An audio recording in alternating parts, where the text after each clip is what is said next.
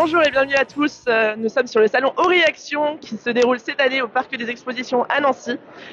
Donc nous sommes sur le stand de l'Université de Lorraine où vous pouvez retrouver toutes nos formations et on vous attend jusqu'à 17h. Donc aujourd'hui nous allons faire un live qui conclut la série de 3 lives sur la vie étudiante, les questions de scolarité et d'études et nous allons conclure cette série par le logement, les questions de logement et de budget avec nos étudiantes ambassadrices. Donc nous allons les accueillir tout de suite. Bonjour Lisa Marie et Flamine. Bonjour. Alors est-ce que vous pouvez vous présenter s'il vous plaît? Alors bonjour, je m'appelle Lisa Marie, je suis étudiante en Master 2 droit et métiers de la sécurité intérieure et je suis également étudiante ambassadrice. Bonjour, je m'appelle Flamine, je suis en 3e année de sociologie et je suis aussi étudiante ambassadrice. Alors là vous êtes en train de dire que vous êtes étudiante ambassadrice, est-ce que vous pouvez nous dire davantage ce que c'est être étudiant ambassadeur à l'Université de Lorraine? Alors étudiant ambassadeur, c'est d'abord promouvoir l'Université de Lorraine et c'est aussi rassurer les jeunes lycéens sur la transition lycée-études supérieures. Et aussi pouvoir répondre à leurs questions. Merci pour cette présentation. Et vous faites partie du SEIP, du service d'orientation et d'insertion professionnelle. Est-ce que vous pouvez nous dire en quelques mots quel est ce service de l'université? Alors c'est un service qui aide les jeunes à s'orienter. Donc il y a un pôle formation qui est assuré par les professionnels du service qui c'est pour aider les jeunes à savoir un peu où est-ce qu'ils vont aller après le lycée. Et nous en fait on est plus là pour parler de la vie étudiante, donc tout ce qui accompagne les études et la formation parce que finalement les études ce n'est pas que la formation. Tout dit. Merci à vous. Et donc par rapport à ces en fait de rassurer les lycéens, c'est exactement ce qu'on va faire aujourd'hui avec donc un live sur les questions de logement et de budget. On va tout de suite commencer avec une question principale sur le logement et donc les options de logement qui sont disponibles pour les étudiants. Est-ce que vous pouvez nous parler de l'offre de logement qui est offerte aux étudiants de l'Université de Lorraine et donc aux lycéens qui sont aujourd'hui sur le salon et qui souhaiteraient s'inscrire à la rentrée prochaine? Alors il y a beaucoup d'options de logement. Donc on peut habiter seul dans un appartement, on peut habiter dans un logement crous. On peut également faire une colocation ou loger chez l'habitant. Alors personnellement, j'ai fait d'abord une colocation, donc c'était un bon remède contre la solitude et c'était aussi moins cher. Et puis maintenant, j'habite toute seule, donc c'est beaucoup d'autonomie et on est un peu plus libre. Voilà. Et moi, pour ma part, j'ai aussi fait une colocation. Au début, aussi pour gérer la solitude, c'est compliqué. Et ensuite, je me suis dirigée vers un logement crous parce que c'était plus près de la fac et c'est très bien.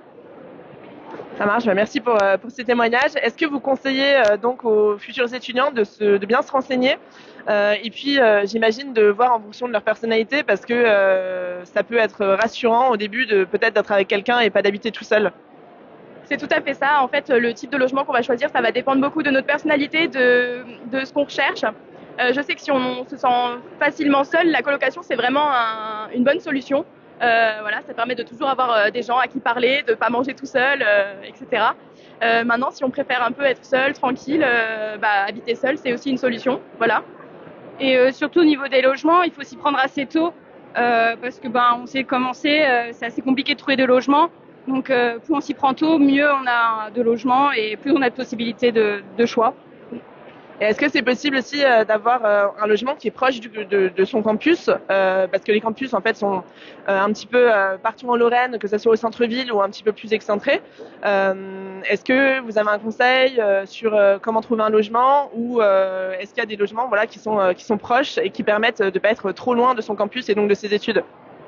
Moi, comme j'avais dit, je suis dans un logement crous, donc c'est vraiment dans mon campus. Donc je suis à 5 minutes à pied de la fac. Et sinon, il y a aussi un site internet de l'université.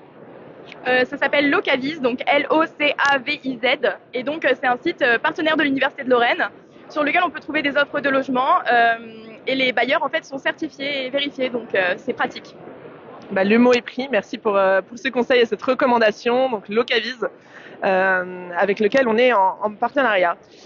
Donc le logement, on en a parlé, c'est un gros coût et ça peut effrayer aussi d'avoir ce nouveau budget qui arrive quand on est lycéen et qu'on arrive à l'université.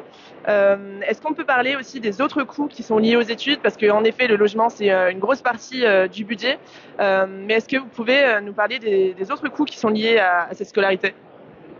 Alors c'est vrai que le logement, c'est une grosse partie. Je dirais que c'est environ 50%, voire plus, du budget mensuel. Maintenant, il y a beaucoup d'autres coûts à prendre en compte. C'est pour ça que c'est important d'être bien organisé. Alors personnellement, j'ai les courses, l'abonnement Internet. Il y a aussi la voiture. Si on a une voiture, il faut penser à l'assurance, faut penser aussi à l'essence, aux places de parking, parce que en ville, les parkings gratuits, on n'a pas souvent. Les transports en commun, si jamais on doit prendre le bus pour aller à l'université. Et puis personnellement, je prends tous mes cours sur papier, donc je compte aussi les fournitures dans mes dépenses mensuelles. Comme dit, il faut se faire un budget en fait dès le début avec ce qu'on pense dépenser et s'y tenir en fait à ce budget.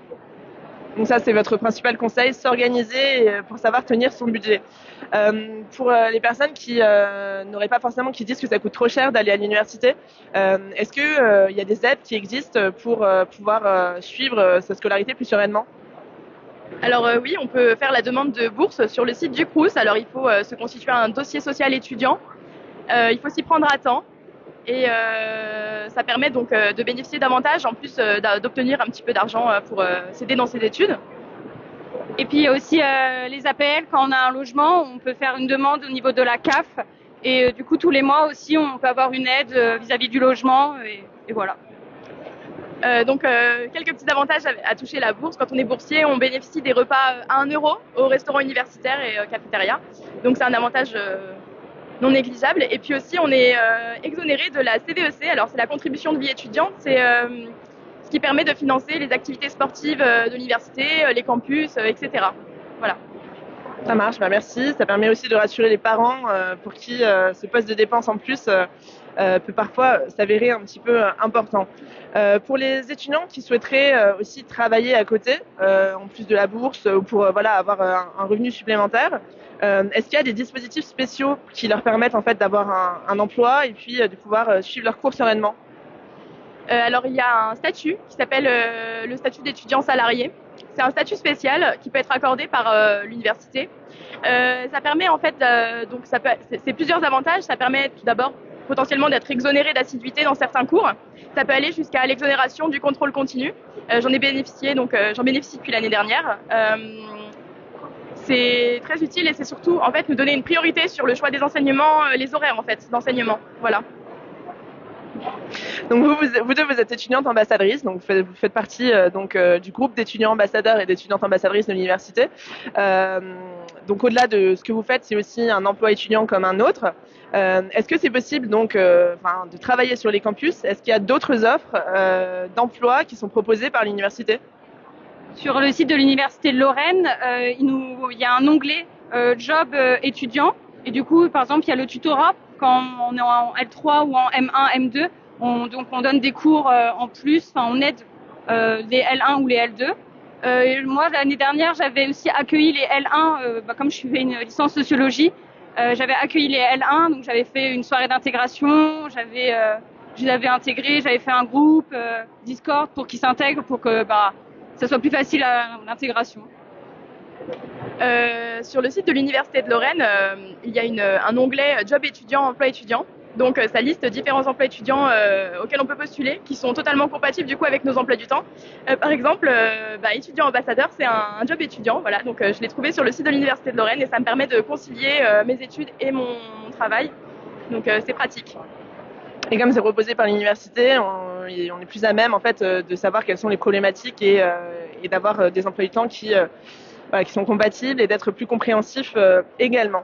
Et merci à vous deux pour ces témoignages-là et puis bon salon et bon courage aussi vu le brouhaha qu'il y a. Merci beaucoup. Donc merci d'avoir suivi ce live et merci à Lisa Marie et Flamine pour leur témoignage. Donc on était en direct du salon Ori Action et on vous attend jusqu'à 17h sur le stand de l'Université de Lorraine, donc 800 mètres carrés, avec des professionnels qui sont là pour vous renseigner, pour renseigner les parents, pour renseigner les futurs étudiants. Et si vous pouvez pas vous rendre au parc des expositions de Nancy cet après-midi, vous pouvez toujours retrouver toutes nos informations sur nos réseaux sociaux, sur le site du SOIP, donc le service d'orientation et d'insertion professionnelle, et puis sur le site de l'Université de Lorraine, donc unif-lorraine.fr. Je vous dis à bientôt et puis merci d'avoir suivi ce live.